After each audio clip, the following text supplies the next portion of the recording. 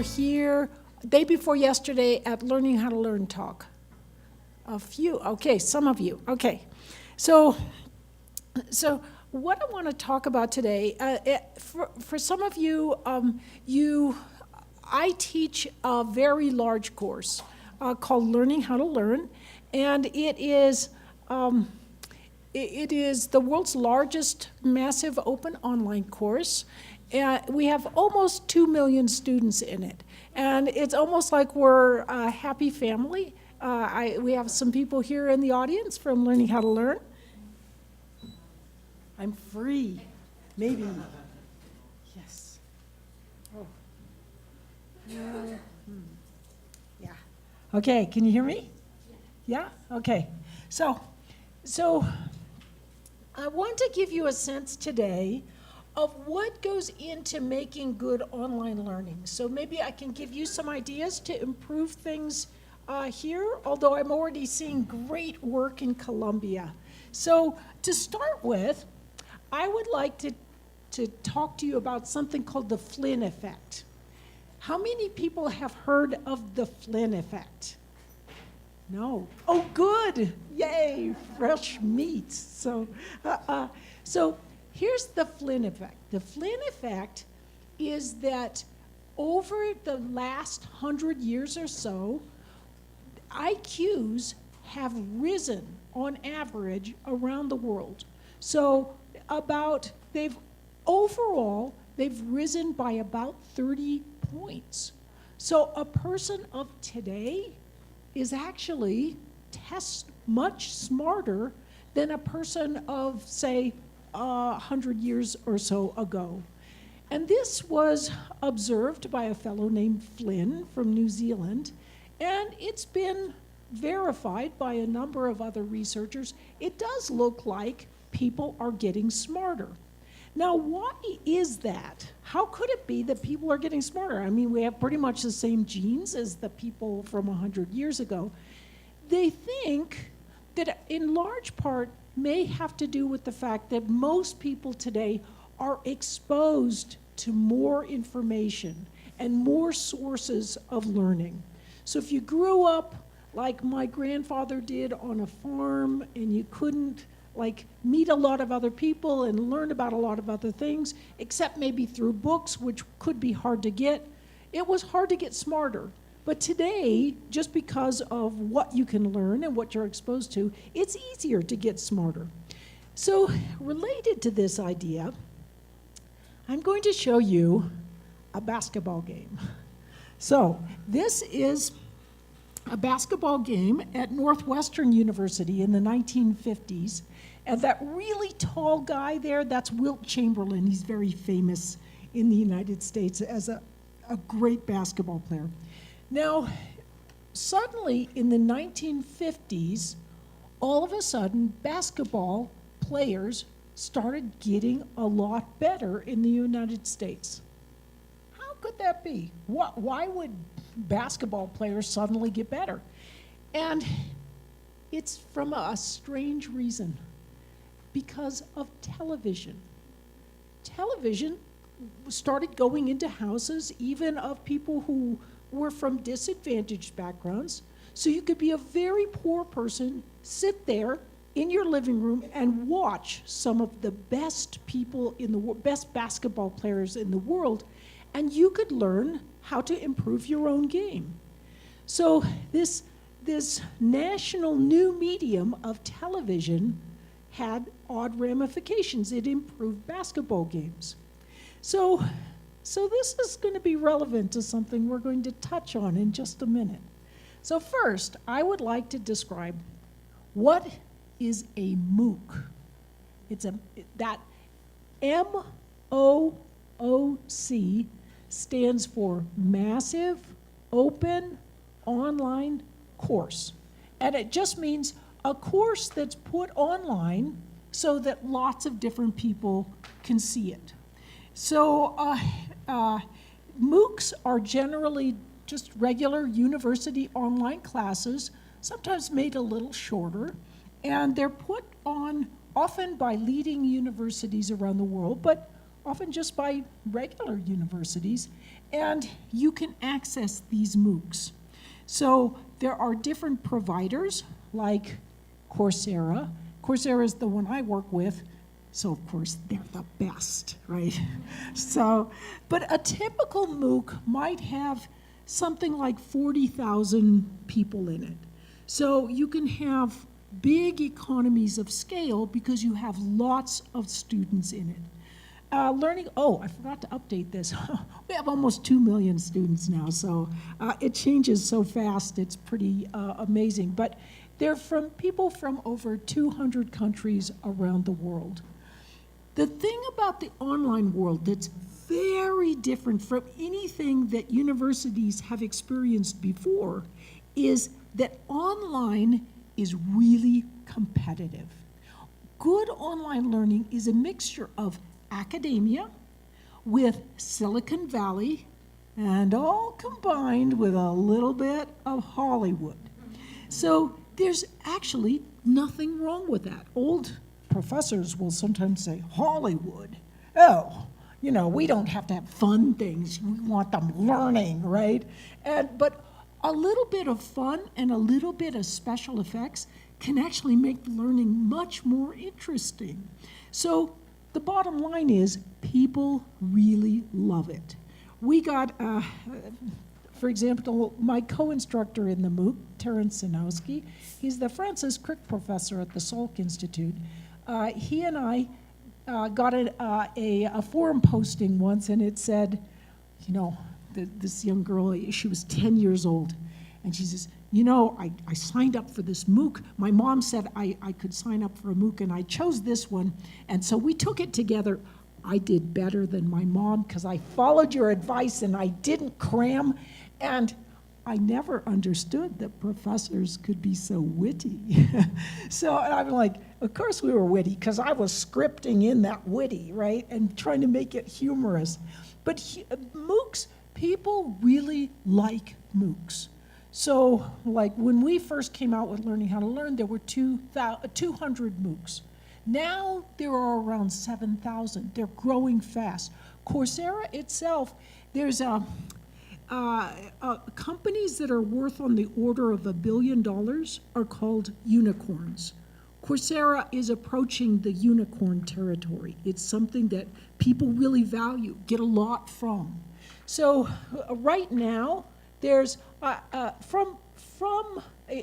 of the end of 2016, there's around 4,000 MOOCs. Now there's around 7,000 MOOCs.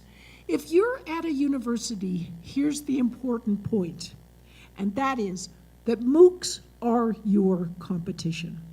When you're teaching at a university, you're not just, hey, it's me and my class and maybe my colleague has a similar class. It's people can actually look at some of the best teaching in the world. It is a little bit like that period in the 1950s where people could start learning about how to play basketball. Now, learners themselves can go and take courses and learn, and it's really a fantastic new world. And for both students and teachers, it really is like that 1950s period. Teachers themselves can watch some of the best teachers in the world, get insights, and improve their teaching, the smart teachers can, and students, of course, can get different perspectives. Now, just to give you a little bit of background, there are 4 main kind of English-speaking world MOOC providers. I don't know, do you have television channels like we do in the US here in Columbia? So we have like CBS, NBC, ABC, Fox, you know, so MOOC providers are a little bit like television channels in the United States. So the biggest one, and the best, is Coursera. And they have right now, well, that says 25 million, but they're growing at 500,000 new learners every month. So they're probably around 28 million right now. They're aiming at 200 million as soon as possible. So they're going to be big, and it's really an exciting time to be around in the online world because it's just, you know, it's kind of like the beginning of Microsoft and beginning of computers, but now we're at the beginning of the online world. So there's, Coursera has around 2,000 MOOCs, 150 partner institutions, 28 countries. Now, another provider is called edX. They have around 11 million users, 14,000 MOOCs. Yet another one is a little bit more British-oriented, that's FutureLearn.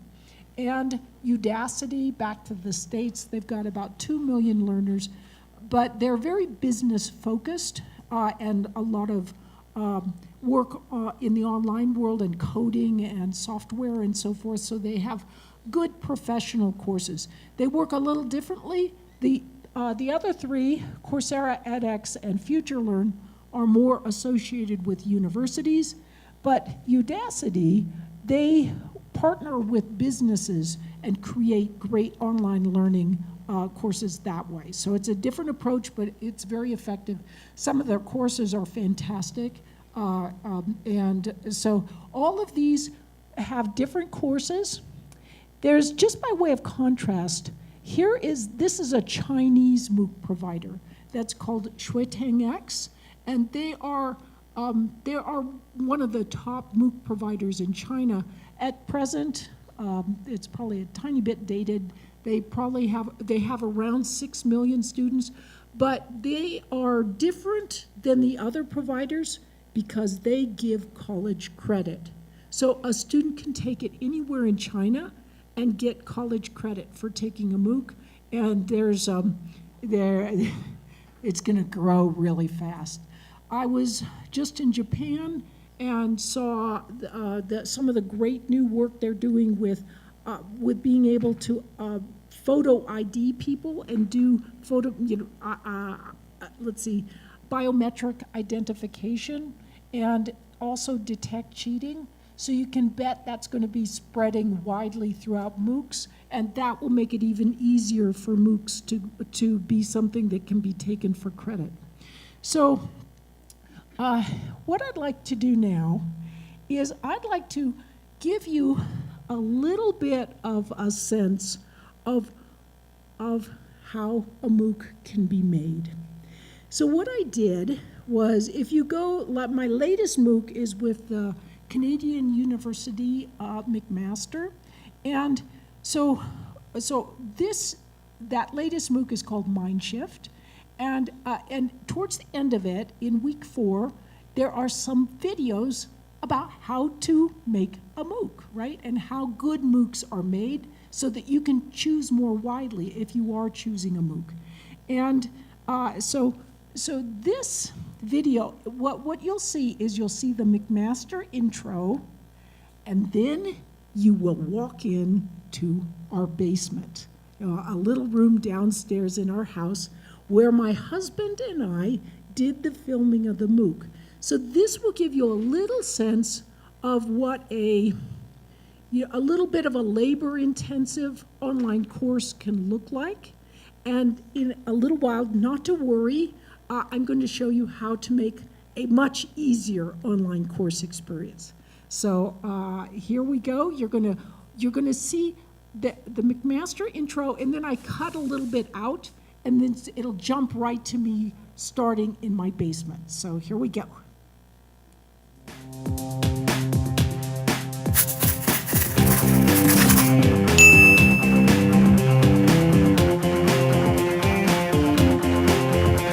Looking behind the scenes at our basement and at the scripting and editing process actually gives you a sense of what's going on behind the scenes in a fair bit of online learning, so you can make better decisions about what works for you. You can see the green screen here. It's just a cheap cloth hung on a frame that we bought online. You can see the rest of the basement around me. There's the teleprompter hood, the edges of the lights here, and there's the fireplace and the edges of the room. How do green screens work? Well, I just stand in front of it like this. Then we crop using a video editing program to get rid of the stuff on the edges. Then we stick whatever background we want behind me, just like the weather person at your local TV station. I can be in the jungle or in the city. We can even just stick in an animation from PowerPoint. This is all a pretty straightforward process, although trust me, just like anyone, when I first tried to do it, I had my share of frustrations. Notice the infinite effect that we simulated by just draping the cloth gently forward. You might be surprised to learn that even top-notch MOOC making facilities that I've toured around the world often don't have a full-length green screen. Why might a full-length green screen be important? Because from an evolutionary perspective, things that suddenly loom closer to you were more likely to kill you. So motion that appears to jump closer, as when you go from full body to half body on video, activates all sorts of neural attentional layers. Motion of all types, especially unexpected motion, really attracts attention. So there we go, that's our basement. But it doesn't tell the biggest secret of all to the success of learning how to learn. Are you ready for it? Okay. My husband. So here he is he was the man behind the camera, and together we did a lot of the video editing, but he was just such a great sport, because I remember my editor, because I've just written a book, A Mind for Numbers, and that's what the MOOC was based on. My publisher, Random House, is calling me up and saying, you need to be writing these op-eds for the Wall Street Journal and the New York Times, and I'm like, I don't have time. I'm in the basement making a MOOC, and they're like, what's a MOOC, right? So my husband was a really good sport. He didn't, know about the MOOC world either, and really I didn't know, but we, I decided we're going to do a MOOC, and so we began working on it. And he was a big part of the success behind the scenes. So I'd like to talk about, what other aspects besides having a great husband helps make for a great MOOC. And first of all, having cheerful, friendly instructors is a real plus. You can look at, so I mentioned this morning about Class Central. And so just Google Class Central if you want to know a good place to go to find out who's making MOOCs about what subject. You can just type in the subject line and say, I want a MOOC on Gabriel Garcia Marquez, something like that, or Colombia, or the Spanish language, or data analysis or something, and you can type it in and it will come right up. And you'll get a list of courses, and they will have reviews. So you'd be amazed at how many incredibly prestigious universities have terrible courses with awful and boring instructors. So you want to go and look at what some of those reviews say about the instructors, because having a cheerful, friendly instructor can be a really big plus.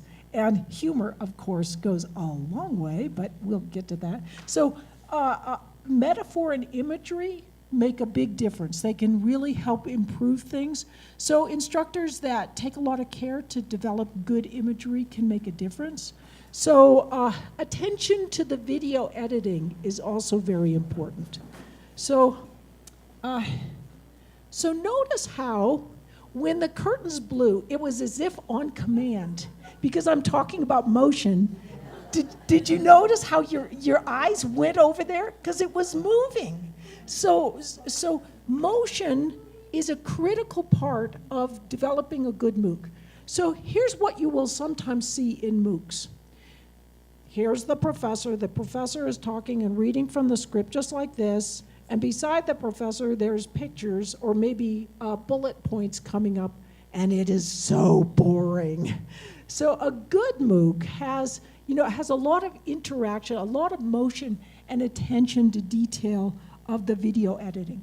Now, how did I discover this, right? Because most universities, particularly at that time, were not doing this. It's because I didn't have any money, so I had to do all the editing myself, right? So I was like, I am so easily bored about things. And I thought, how would I edit to keep my attention? Well, it turns out if I edit to keep my attention, lots of people, because I'm so easily bored. And a big part of it was just having things move, so it's not always static. It makes a big difference. And of course, humor is a big, big aspect. If you have 2 courses online, one of them has the material. The other one has the material and has some humor. Which one are you going to pick, right? So it's a competitive world. You want to add a little humor in if you want to be competitive. Now, sometimes people will say about MOOCs, they'll say, well, MOOCs are really not that good because they have very high dropout rates. Well, I would like to remind you of textbooks. Textbooks, how many people actually read through every chapter of a textbook, do most of the problems, and really finish? Almost nobody does that. So textbooks clearly have a high dropout rate. We should stop publishing them, right? It's very analogous to that. I mean, people take MOOCs for a variety of reasons. Sometimes they just go in to take a quick look. Other times they only want week 1 or week 4 or something like that. And so MOOCs are still, they're fulfilling a very important role in much the same way that textbooks do. So people had said in the 1400s when books first began to be published and they were disseminated broadly, you know what professors said? They said, textbooks are evil because they're going to replace us. Clearly they're really bad. Don't buy textbooks. So now professors are like, yes, of course you must buy a textbook because it's a great complement to the class. I think it's going to be like that with MOOCs. Now it's, don't watch MOOCs. They're evil. They'll compete with us. Not every professor says that, but some who are worried about the competition. But I think gradually they'll begin to realize it's a great asset for their own course because it takes a lot using this technology to make a MOOC. It just takes time. So having these kind of assets available to a class can be very, very helpful. So I like to say that MOOCs are kind of like dating. Now, what do I mean by that? What do you do when you're dating somebody? So like when Philip and I were dating, I was always like, I'm at the South Pole because that's where we met. So it was Antarctica, so I couldn't get all like really fancy, but I did the best I could to, look good and everything. And when you're dating somebody, like, let's say you're kind of not feeling that good that evening, well, you might cancel just because you don't want to come across as looking bad, right?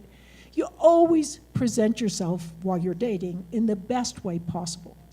That's what MOOCs are like. When you're in front of the camera, it is the best lecture you've ever given.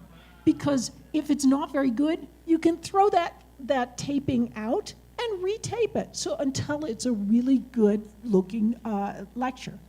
Now, how does this compare with classes? Regular face-to-face classes.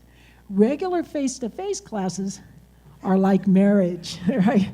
So what you see is what you get. I wake up in the morning, I look all disheveled. Sorry, that's the way I look. I make a mistake or something sorry, I can't take it back. That's the way it is. So MOOCs can be really, really good.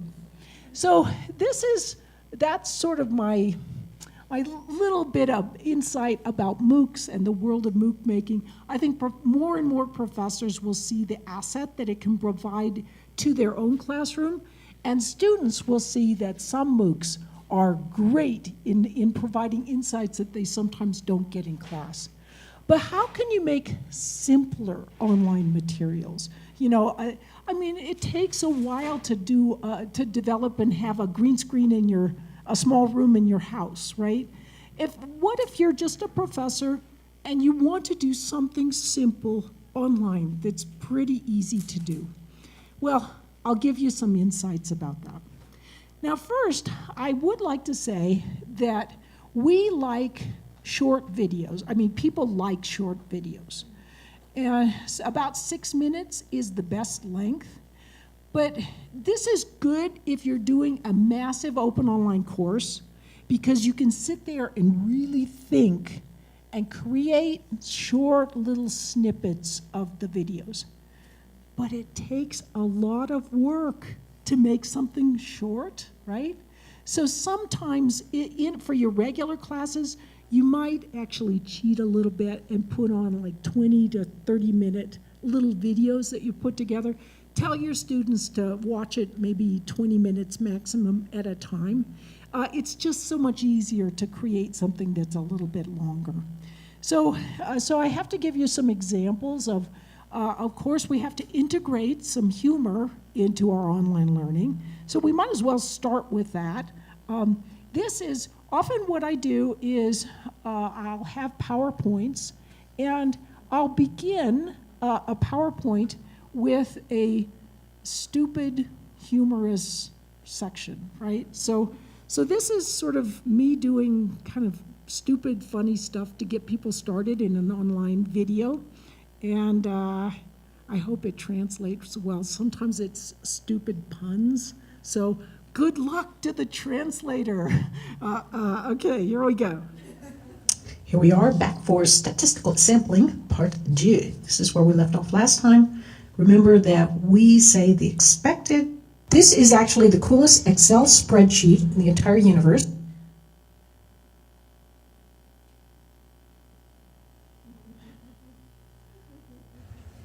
And here we are now to talk about bivariate distributions in the form of continuous distributions. This is so exciting today, you won't be able to stand it. I'm making tea in China, making teapots. So it's for statistical t-tests. Now I want to talk about t-tests, but first let's talk about... Here we go, we're back to discrete probability distributions. We're about to go for the last group, and I think we should start out with today's bad pun. A guy entered 10 puns into a contest.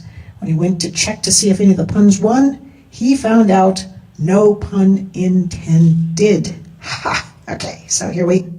Okay, a gigantic round of applause to the translator who's been suffering through trying to translate these things. I'm sorry about that. Okay, so here we go. Here are some short little, this is my PowerPoint. I fill in key parts of the PowerPoint by hand, so you'll watch me doing this. But there are some special sets, the null set, and we usually denote that with this 0 with a cross through it. Oh, that was sort of poorly done. Maybe more like this. And it contains no elements at all, not even a 0. And then... So you can see I just fill it out, and you may wonder, how did I fill this out? And I'm going to show you that in just a minute. But here's another another aspect of creating things. What you want to do oftentimes is you want to show students what's important in your video. So it's very simple to make these kinds of videos. I put a picture on my PowerPoint, and then I'm just showing it here. And watch how I added some arrows in so that students wouldn't miss what the important things on the videos are. 5 points here, like I'm going to do that exactly right now. See, it's n is equal to 5, so I'm going to check 5 points. Now, it picks it randomly, so it's obviously got 2 right here where this thick line is. Okay, so we've got 2 right here, and right here we've got 2, the first 2, third, fourth, and fifth. So 1, 2, 3, 4, 5. You can see these were randomly selected. So So you can see there, just having little arrows can really, because if I was just talking through it, you wouldn't see what am I really talking about. But as soon as I put the arrows in, and if I'm going too fast for them, they can always stop a video, and if they want, they can back it up a little bit and then replay and get ideas in that way. So this kind of teaching method is very casual. So it's not like what I was showing before where I could refilm and so forth if I wanted to. If I make mistakes, I can just kind of cut it out. Or like you noticed earlier, I said, oh, I didn't draw this very well, let me redraw it.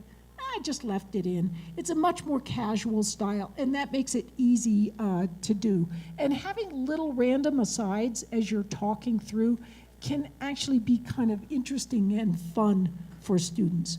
So what you want to do is use the facts that students often study for the test instead of for learning's sake. So they often come to us and they say, yes, yeah. What's going to be on the test? That's the only thing they're interested in. That's okay.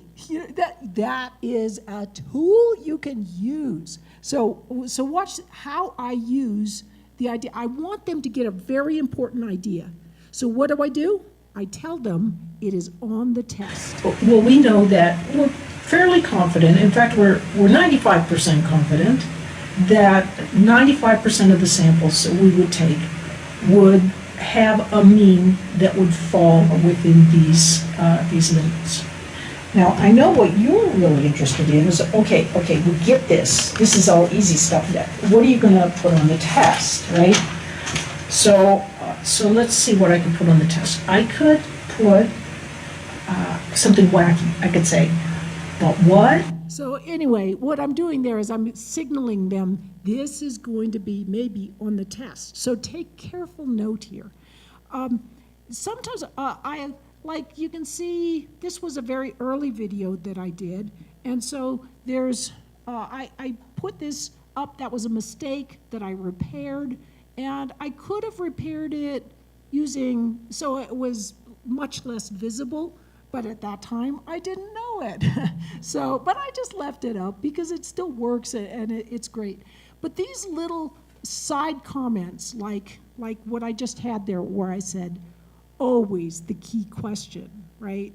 Or I just have a little note. Sometimes I'll use it for humor too, because, sometimes I would record right in class. So I can actually write on the little tablet while I'm in class.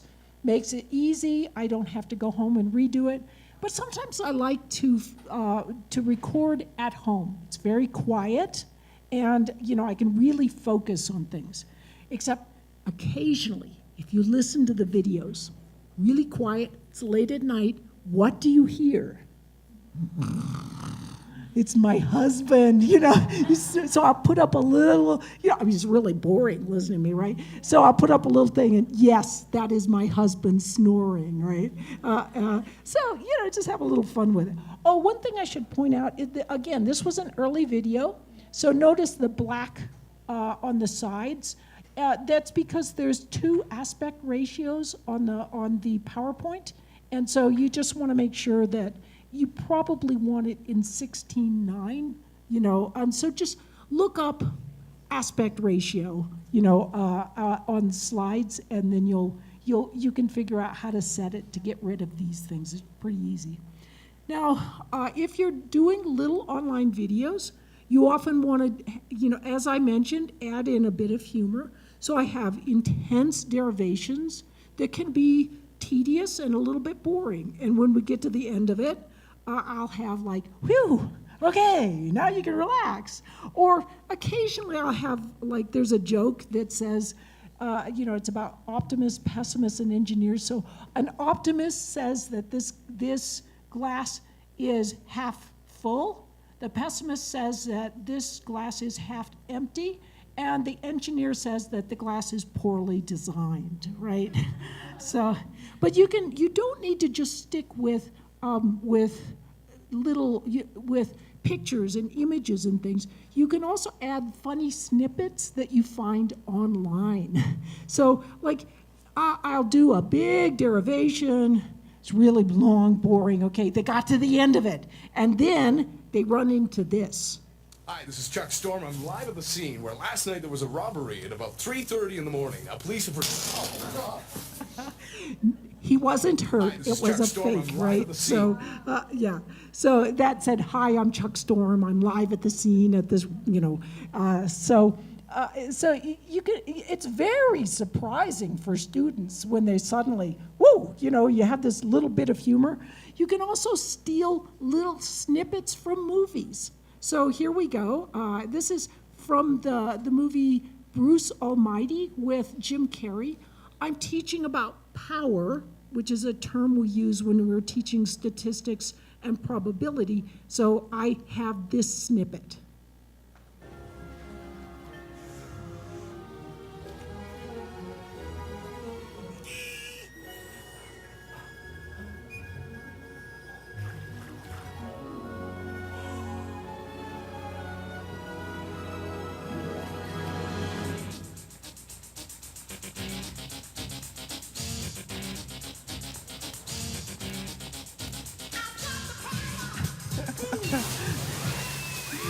It's like so perfect, right? I've got the power, So you can take little snippets like that, and it really can enhance and it help you have some fun with what you're doing online.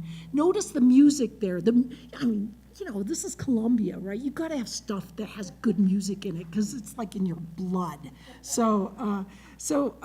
I also sometimes will pick little cartoons. So this is a very old Looney Tunes cartoons, but it may not be what you expect. Oh, son of a gun. You thought I was going to say son of a bitch, didn't you? I hope that was translatable there. Sometimes I will have little snippets from movies that also help give a sense of the history of my discipline in engineering. And so here's an old movie called The Great Train Robbery, and it starred Sean Connery. And this movie shows the English countryside and what it was like to actually construct that railway, the Great Eastern Railway across the countryside. And so I just showed this little snippet to give engineering students, you kind of think, I'm working on this semiconductor business, and you can forget the thrill of creating things that make a difference in people's lives. So I'll show this one. I just love this. To get a sense of what things must have looked like when Brunel was alive and designing that railroad, let's take a look at this opening clip from The Great Train Robbery, starring Sean Connery.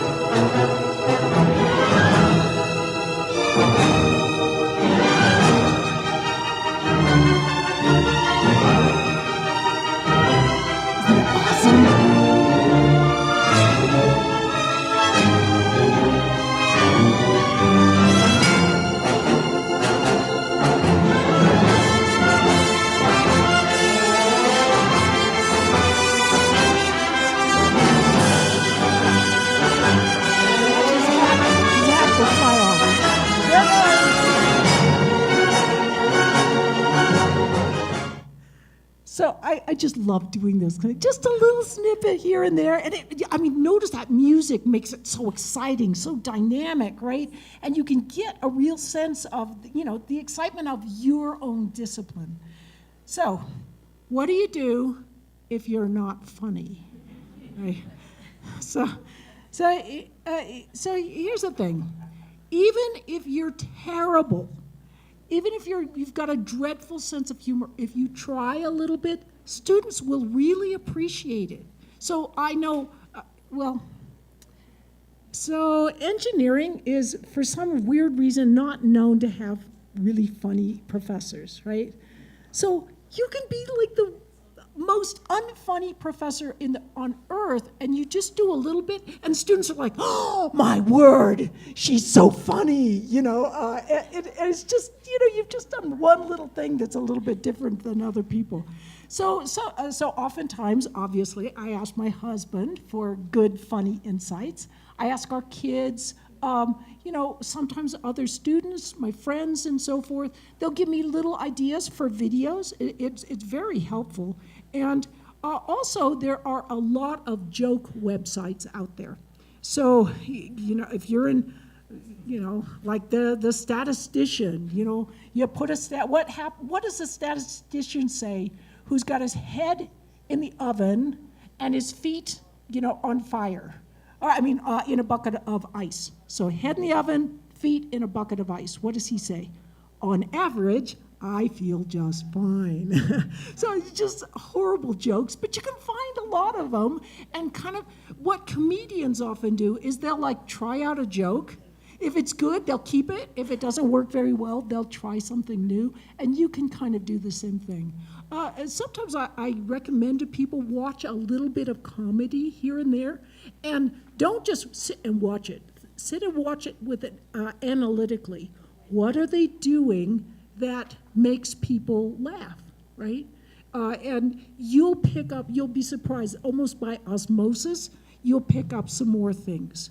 So how did I create those little videos that we saw?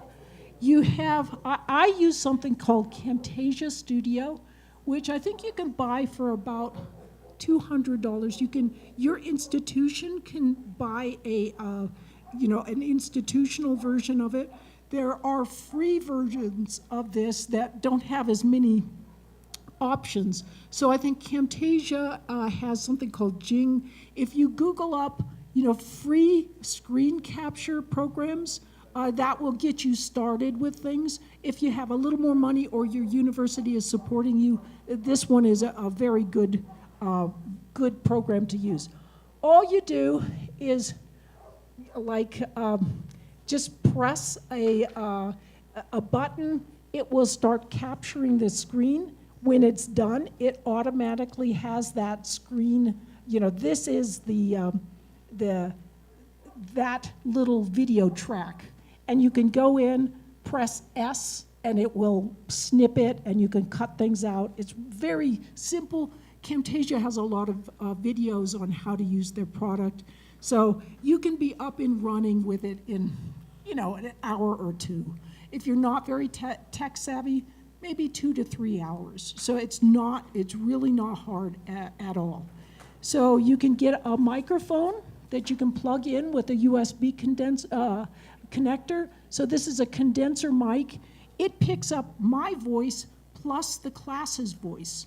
So if I'm recording in the classroom, I can be talking, and it will also capture, like Fred in the back asking a question. It can capture his voice too. So that's a very good microphone for that purpose. Another set, just a headset mic can it'll just capture you. And I had thought that it would not capture snoring beside me, but it can still do that. I can verify that. Then there's this Wacom tablet. And it is something a little smaller than this screen right here. And you plug in the USB, and then you can see the pen right there. And I just write on it like a piece of paper. So I pull up my PowerPoint, write on it. I can do it in class so they see the screen and I'm writing, or I can just watch my own screen and write and fill out, and then I'm just capturing the screen as it's going. If you want to be higher tech, here's an iPad that they're getting newer and newer versions of this iPad, and it will act like the Wacom tablet. It's more expensive, but it looks like it may, in the long run, be even better than the Wacom tablet. So, check both of these things out. Now, once you have, what I did was I recorded my class, one of my classes, each semester for a while. So each day, I do the class. I have a bunch of classes, so it was all I could do to just teach the classes, and then one class, I would make sure that video was made for that class. And I went through the semester, got the class all recorded, and I loaded it all online. And It has saved me so much time over the years that I did this, because now I use them for flipped classes. I only teach half the time. I can go to class, I can go home, go over to the airport, get on the plane, go to Singapore, spend the rest of the week there, come back home, and I walk in class the next day, or, so a week later, and nobody even knows where I've been. And occasionally I'll miss a week, and then they're really happy because I don't give them tests that week. So anyway, what I like to do is I also show students how to speed up the video. A lot of students like to watch videos faster, and I don't want them to be bored. They can always stop it if they want to. Sometimes, for example, if they're watching a professor speaking English and English isn't their native language, they prefer a slow speed. But if they're very used to, the professor and so forth, they may want to speed it up. So I just show them how to do that. I would highly recommend that you keep your files organized. When I first began doing this, too long ago, I was like, oh, I'll just do it. I recorded and so forth. And then I didn't have the files. So when I went in to make changes, I would make changes on the MP4 file, or the WAV file, the rendered file. And I didn't realize that every time you do that, you make poor quality, the quality gets worse and worse each time you complete it and re-export it. So just keep your files organized so that you can go back to the original video and make any changes or edits on the original video, not on something that you've compiled later on. So be sure to use indents. That's what I use. I'll put have some cluster of materials. I'll start with a video. I have this loaded on Moodle. I have the PowerPoint. I have a Word file, and then I have a quiz. I use these indents. I used forced question enrollments. Then here's the trick I use to get students to actually post on the forum. Some student will email me, for example, and say, I didn't understand homework problem 4B. Can you explain it? And I'll say, can you post your question and ask for hints online using this forum? They post. Because it's forced enrollment, that posting will go out to all students. No one will answer. So then a day later, I answer and I say, I'm so sorry no one answered, because I give extra credit for those who answer. And then they start posting and answering, and it works pretty well.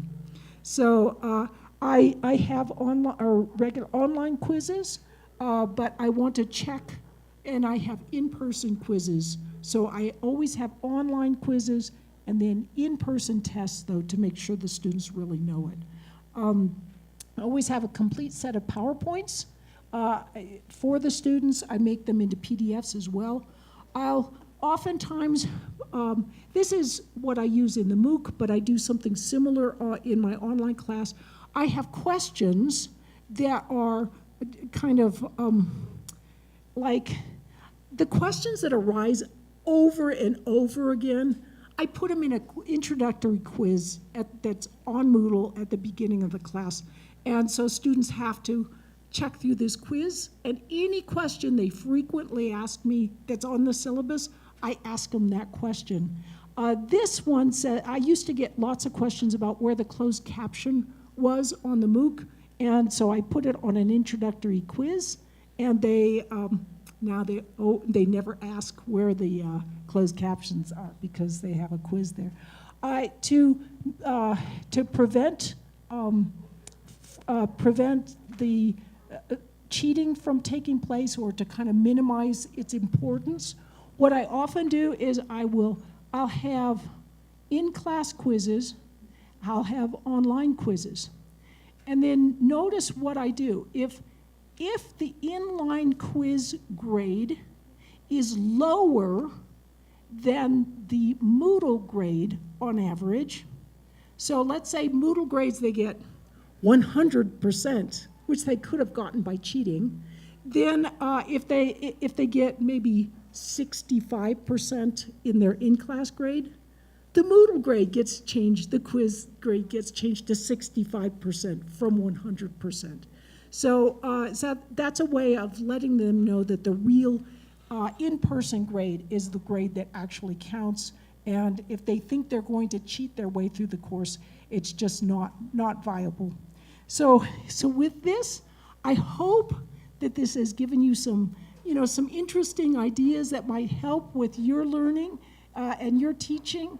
And I cannot tell you how much I have appreciated the invitation, Jaime, from you for coming here to Javeriana.